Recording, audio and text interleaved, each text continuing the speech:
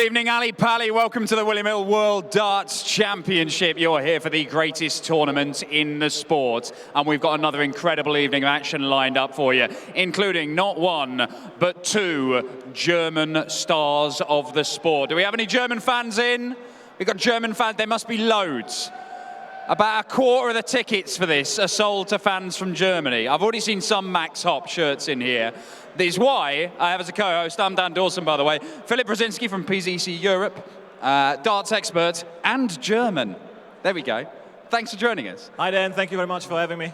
Good. We're going to talk about the German stars later on, but we have to talk about what we've seen already today, and importantly, last night.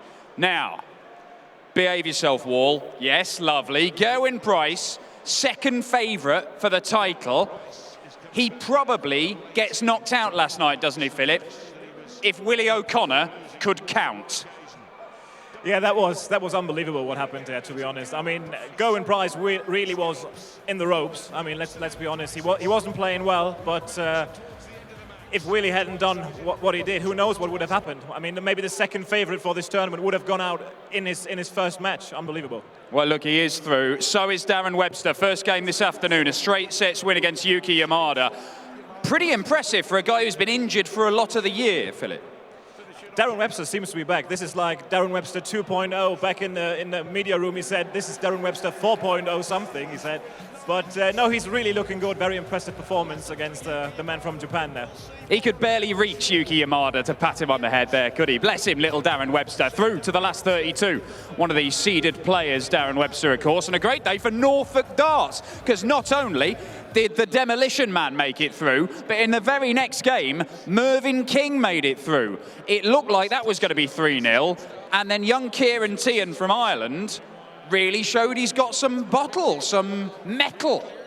All credit to Kieran Tian, really. How he pulled that match back there, you know, made it close. I mean, Mervyn looked like he was cruising, and then the Irishman started fighting and really made it a game. It was a scrap for Mervyn, but I think his experience in the end was what brought him through that game, yeah. Yeah, certainly in that deciding set, Mervyn found some decent stuff. Look at that look. There's not many people in the world of darts that can win in the biggest tournament in the world and not look very happy about it, but Mervyn King does it with aplomb. Right, third game up. The ferret, Johnny Clayton. He just had far too much for Jan Dekker, didn't he? Second Welshman through. If anything, he was probably more impressive than Gerwyn Price. Yeah, you can definitely say that. I mean, Jan is struggling, let's be honest. I mean, I think he was quite happy to make it through his first round match. It was a scrap then, but Johnny was just a bit too much for him there. Johnny absolutely clinical, great on his doubles, good scoring. Perfect start for him, really, into the tournament. Plenty of the little ferret finger. Saw a lot of that, particularly the 139 checkout in the final set in that one. Johnny Clayton never been beyond the last 32 of the William Hill World Darts Championship. He's reached that stage for a third time. He'll have to beat Stephen Bunting if he's going to go and make the last 16. Now, this brings us to the final game of the afternoon. And this absolute lunatic, rapid Ricky Evans, the fastest player on the planet. Look at this for a winning checkout. There's no way better to win a game, is there, Philip? No, and there's no way better to celebrate a 170 than this. Look at that. Oh, my days. You thought that was good? Yeah. Right, I'm going to show you something else in a minute. But look, Ricky Evans, he will now go up against Michael van Gerwen. He says he can cause him problems. You've seen him on the European Tour. He's made a couple of finals on the Euro Tour. He has certainly got the game to worry the best when he plays up to his top level. He does, and I mean, it's going to be a rapid game against Michael. Michael is quick, Ricky is quick, so that's going to suit him, and I cannot wait to see that game, to be honest, because if Ricky plays like he can play, Michael's going to have his hands full. Okay, you thought the 170 checkout was good? Yeah, oh, you know what's coming. You know what's coming. Ricky, come on. What is that? Look at that. Wow. I mean, it's a good job that the game had finished by that point, because I think under the rules you're immediately docked 2 legs if you do that during match play.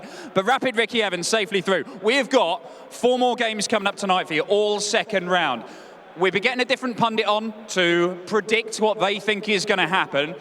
It's absolutely baffling that we haven't had this pundit on as yet, because quite frankly, she's on everything. You can't turn the telly on without seeing her. It is Sky Sports' own superstar Laura Woods.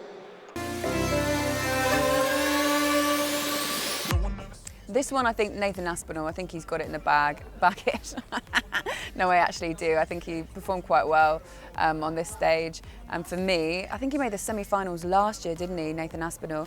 I think he can draw on that experience. He's a great player. He's quite exciting to watch. I can't see past Nathan. I'm really looking forward to this one. When I saw this pan out and Nico Kurz made it through his first round, I was quite glad that it was those two coming up against each other. They're both young, they're quite exciting. Joe Cullen notoriously doesn't really do very well on this stage either. Nico Kurz, for a debutant as well, I think he had like 8 perfect darts. He was one shy of a 9 dart, he had a brilliant game. I think he's one for the future as well, so Nico Kurz me in that one. Max Hopp, I think, will have quite a lot of support from the crowd. There are so many Germans last year as well. I think we sold 25% of the tickets to Germans last year. We've done the same this year. Max Hopp's a German #1. Benito van der Pas is brilliant, but I just think Max Hopp's got a little bit more confidence, a little bit more perhaps experience as well, and the know-how to do it, so I think him.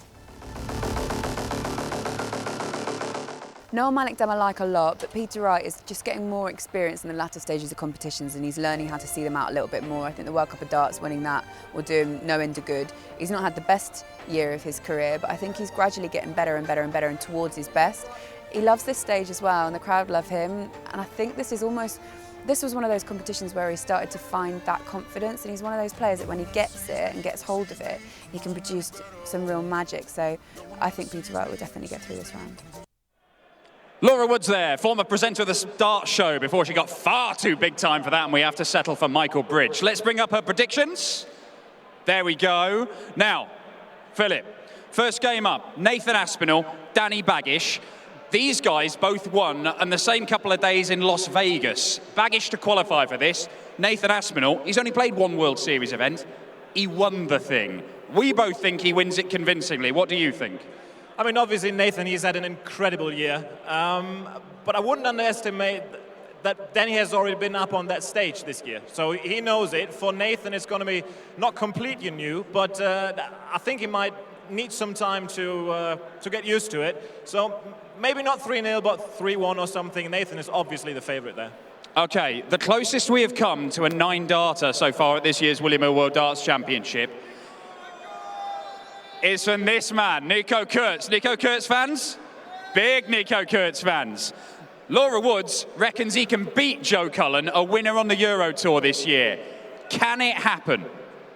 I mean, I was just wondering, what is that?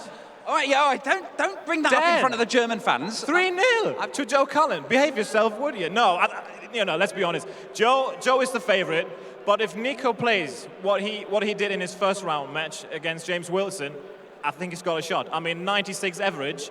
If Joe doesn't turn up, Nico's got a really good shot, and I'm obviously keeping my fingers crossed for him there. Well, look, you work in Europe, you're German, you're working in darts. He's been around for a little while, but he's only qualified for one Euro Tour. Are there lots of young German players like Nico lining up to potentially, become stars of this game? Yeah, I mean, this year has really been his year. I mean, he played in the German Super League that he won. This is how we qualified for this. He played in a World Series event in Cologne where he beat Gary Anderson. So, I mean, he's really already proven that he can do it on a big stage. He's not phased of it. I think he even enjoys it up there. So that is a fantastic quality to have for a young darts player. Yeah, he certainly looks like he enjoys it. Max Hopp then, the German #1. Do we have any Max Hopp fans in? There must be Max Hopp fans in everywhere. Of course there are. Can he do it? He's the big hope. He's been the big hope for so long for German darts. Some big names have gone out. It's a big opportunity, isn't it? It definitely is. I mean, I think a lot of experts would have expected Max to play against Gabriel Clemens in that game, but Benito held his own against Gabriel. Gabriel didn't play what he can, but Benito's there now. I think that might be a bit of a relief for Max, actually, that he's not playing his fellow German. Max is experienced enough, and And I think if Benito cannot raise his game from what he played against Gabriel, I think Max is going to win this. Okay, and that brings us to the final game of the night. It is the biggest name of the night, the world number 7, a man who's made the final of this tournament before, a man who at times this year has looked unstoppable. Peter Wright, the German darts masters winner, of course, against the Filipino qualifier Noel Malikdem. Do you think that Peter Wright can go all the way tonight? And could he win this title, Philip? Of course he can, of course he can. I think he's got the game to do it. The question with Peter Wright is always, how is his consistency? I mean, we all know that he can play the 100, 110 averages, but sometimes he doesn't really turn up. So the question is he in the right, does he have the right mindset? Are the darts the right ones? And if that happens, of course he can do it. Well, who knows what darts he's throwing? We shall see. There are your games tonight. Peter Wright, actually, he set a record on the darts show quite recently. Peter Wright, Rob Cross, Michael Smith in our Down the Local challenge. Rob Cross and Michael Smith have gone out of the tournament. I hope that's not an omen. Yes, it's time to go down the local. The amateurs have had a crack. Now it's the turn of the pros. What a team we've got lined up for you. Rob Cross, a former world champion. Peter Wright, a former UK Open champion. And Michael Smith, a World and Premier League finalist. Thrown at the bullseye for a minute and a half. 1 point for an outer ball, 3 points for a ball. And Rob Cross gets us underway with 5 points. Now, the best we've seen in a whole year of doing this in pubs and clubs with darts teams across the UK is 30 points. Now that's good. That got Sawbridgeworth VIP tickets to Ali Pali. But look at the way these guys have started. Rob Cross in the bullseye again. Another 5 point visit. 18 points already. We're only a third of the way through the time. Michael Smith even beats himself up when he's playing this game, not just actual professional games of darts with huge amounts of money on the line. Snake bites, pinning a bullseye. We're only 7 points away from breaking the record, and that cuts it. We are 1 dart away from breaking the record set. And we're still 1 dart away from it after that visit from Michael Smith. But there it is. Now, what total can they set? Peter Wright in the bull. Another 5 point visit. You're kind of expecting these guys to pick up 5 points every turn. And Rob Cross has been absolutely electric on the bullseye in this. Poor last dart. But how many more can they stick on this total? Beautiful. Fabulous stuff from the bully boy. 44 points already. Peter Wright might be the last visit, this one. And a bullseye will round things off. 49 points. That is exceptional. That's why they're the best in the world. I mean, they're already going to Ali Pali, obviously. Peter Wright, you will see him tonight. He absolutely smashed that challenge alongside Michael Smith and Rob Cross. Not only do you get to see Snakebite, you get to see Max Hopp, the German number 1, Nico Kurtz, a rising star from Germany, Joe Cullen, a winner on the European Tour, and the UK Open champion, Nathan Aspinall. We've shown you one record-breaking performance. We're going to show you another one before we finish up, and then you can enjoy the night.